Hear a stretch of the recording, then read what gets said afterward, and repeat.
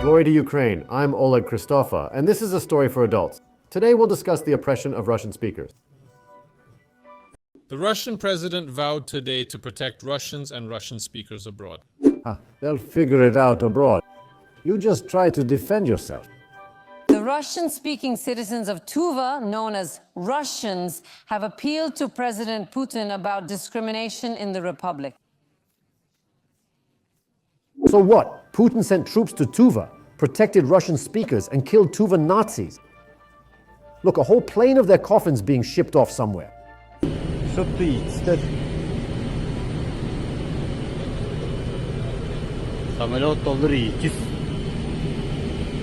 No, this is a July video from Nova Tyva channel. It shows Tuvan occupiers from the Russian army killed in Ukraine. They're inconsistent. They oppress Russians at home, yet die for them in Ukraine, while claiming that the greatest conqueror of all time is a Tuvan. Where are those Tuvans? Where are those Tuvans? Find them for me, will you? Now let's figure out if it's Tuva or Tyva.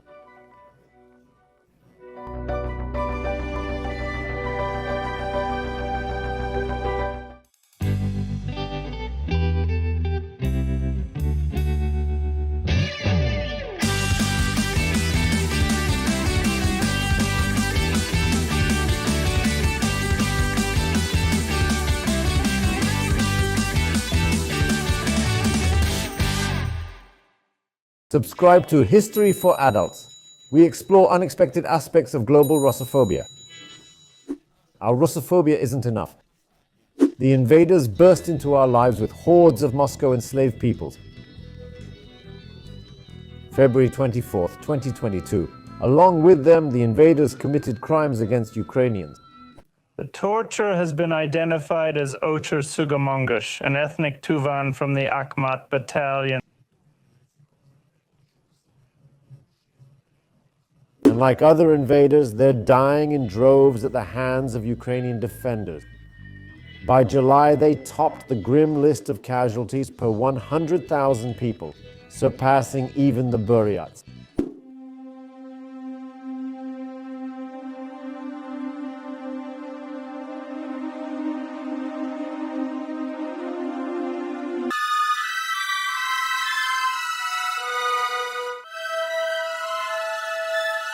In August, the list of identified dead exceeded 100. Statistically, this means unidentified could be 10 times more. And this is for a people numbering just over 300,000 worldwide. That's a whole nation like pre-war Makivka, though Tuva's territory is about the size of England. In a previous vlog, we discussed a similar nation, the Buryats. Once proud and independent, now robbed and brutalized. A minority nation, even on their land, conditioned to die for the empire. Tuvan's situation is similar, but not quite. They're poorer, topping lists of Russia's most deprived regions, more brutalized, leading in murders and alcoholism. The poor drink heavily and kill each other in drunken states. Tuvans are generally safe, but only when sober. Their danger level after drinking offsets their prior safety. Alcohol affects many Asian groups badly, and really all people. It makes everyone act up. Altaians, Buryats, Evenks, Saka, Koryaks, Chukchi, even my uncle. The Tuvans stand out among Siberian peoples by preserving their language as it holds great importance. Біздің тыва тылыбыз әтті бұрынғы Азия чүртік кішілерінің тылы. Қанты да чон піртуғарында подның төрен тылы біле онзаланып ылғалы. Golden words. But who's taking away languages? Who took it from the Buryats? The Muscovites. So Tuva's attitude is understandable. A Russian nationalist's YouTube channel shares these alarming facts. We have 16 regions or districts and 2 cities. In none of them is there a Russian head of administration or district. There's not a single Russian healthcare director or education chief in any district.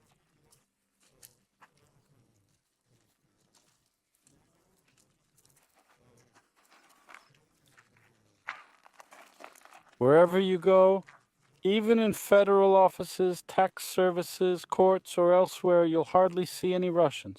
Not only that, Russians are being actively pushed out. In the 90s, they killed and scared people. Now they just won't hire you. 30 years ago, 36% of the population spoke Russian. Now, officially, it's 12% Russian speakers, including Armenians and Georgians.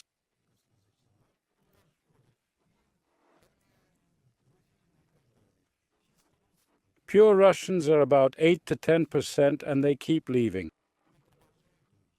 They couldn't determine why Russian speakers are oppressed in Russia.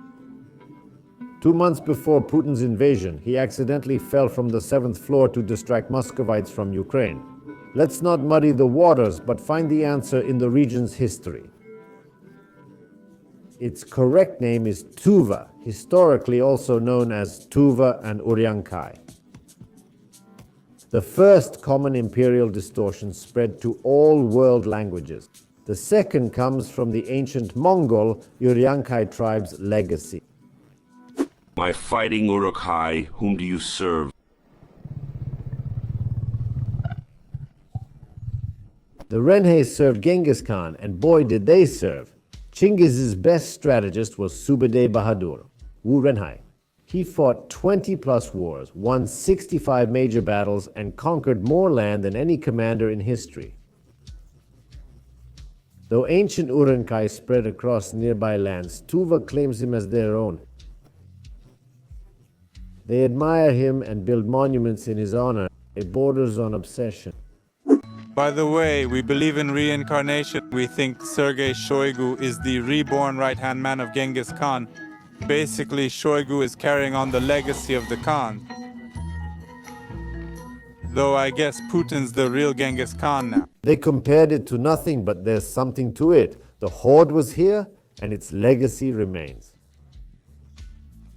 Tuva, it's Asia's geographic center. Kyzyl, the capital, even has a monument to this. Through this center passed Huns, Sarmatians, Uyghurs, Kyrgyz, Oirats, Manchus, and more. All contributed to Tuvan ethnogenesis, creating an explosive mix of Mongols and Turks.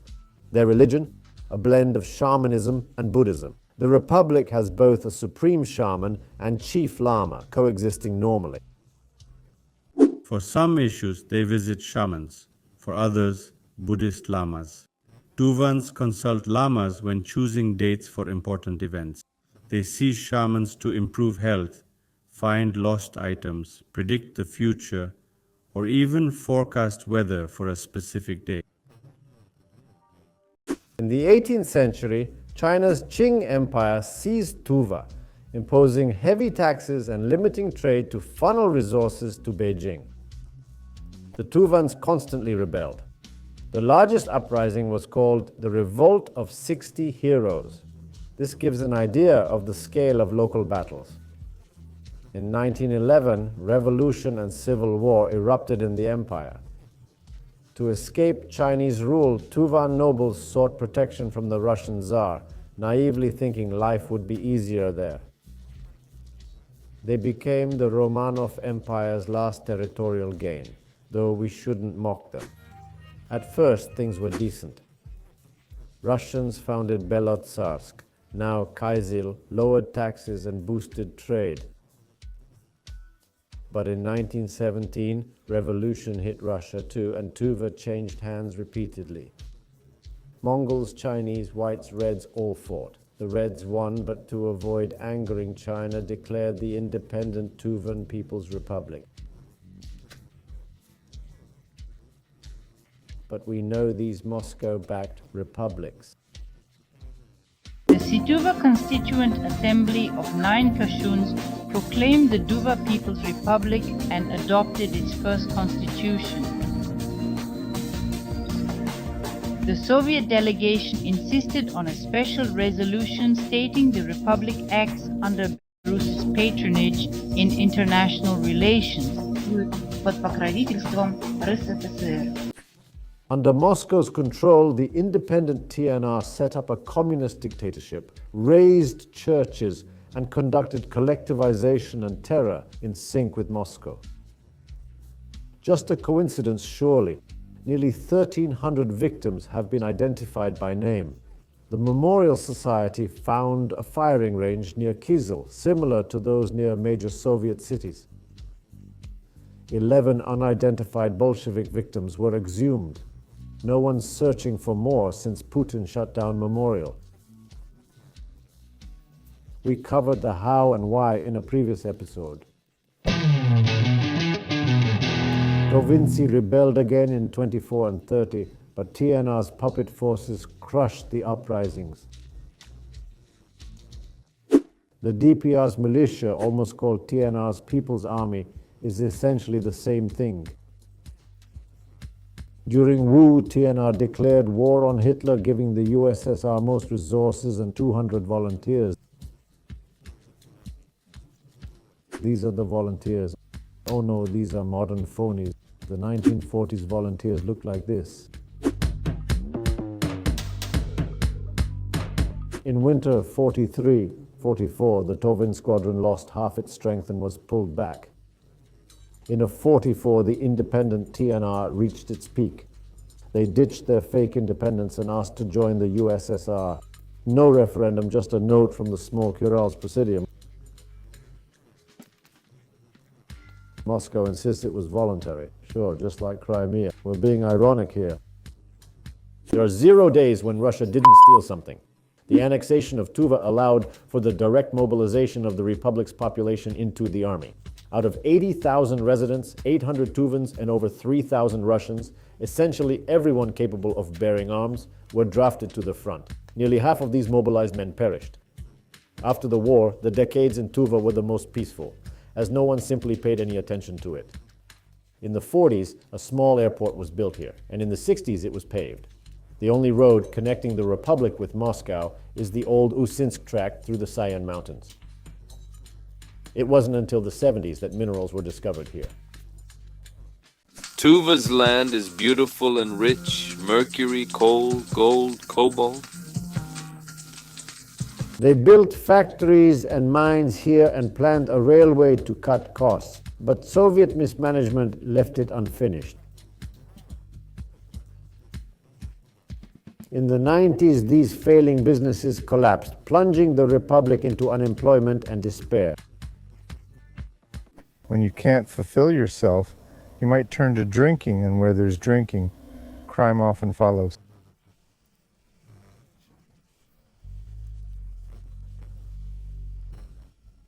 In 2011, as Putinism flourished, they resumed building the railway. Putin loves trading fossil fuels. Putin himself drove a symbolic golden spike into the railroad tie. A few days later, the crutch was stolen. The rails were scrapped, stolen again, then replaced. Honestly, many Tuvans are glad the project stalled. I fear if a railway comes, they'll level these mountains. Russia's now just the Tsar's plaything. Tuva is still connected to Russia by just one road and money. 96% of the local budget comes from Moscow subsidies. It's like paying tribute to the horde. But now it's for loyalty, not for a label or charm. Moscow pays because in the 90s they declared independence, adopted a sovereignty declaration and a constitution with self-determination rights. You speak Russian too, right?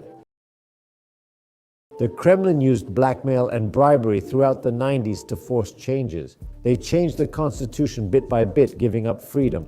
Putin finished the job in the 2000s, faking 2 referendums and approving a new, more restrictive basic law. Now local elites show loyalty, supply soldiers, and support propaganda in their own way.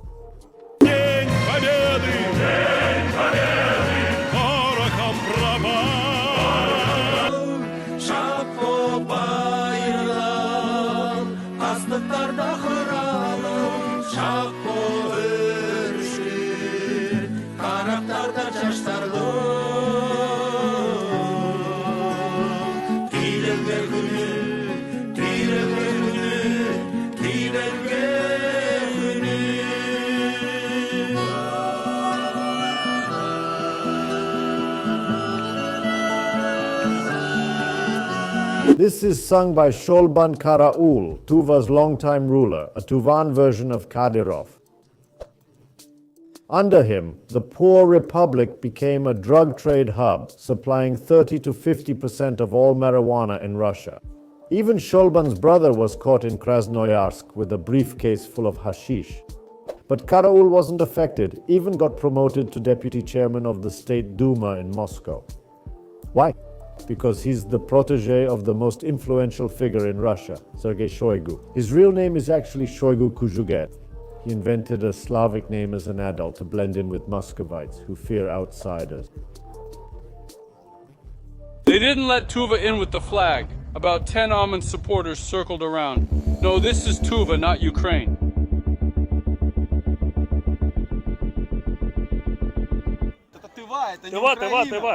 But his homeland, which he hasn't forgotten, he's carefully building his own cult of personality there and placing only his people in all positions.